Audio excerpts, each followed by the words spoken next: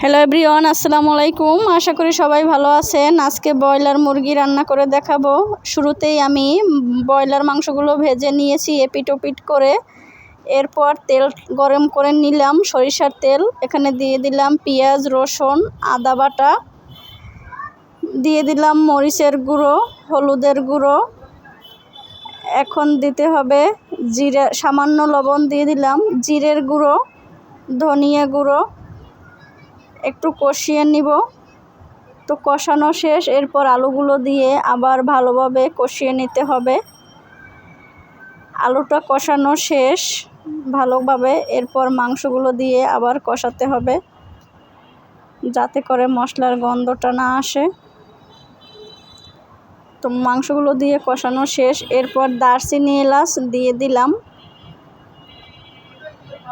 একটু হালকা নেড়ে চেড়ে নিলাম। এরপর সেদ্ধ হওয়ার জন্য পানি দিয়ে দিব। একটু পরে দিয়ে দিলাম তেজপাতা। এখন পরিমাণ মতো পানি দিয়ে দিলাম সেদ্ধ হওয়ার জন্য। এভাবে ব্রয়লার মুরগি রান্না করলে সবাই মজা করে খাবে। ব্রয়লার মুরগির মাংসটা একটু ভেজে নেবেন। তো রান্না শেষ হয়ে গেল। ভিডিওটি যদি আপনাদের ভালো লেগে থাকে তাহলে ফেসবুক পেজটি ফলো দিবেন এবং চ্যানেলটি সাবস্ক্রাইব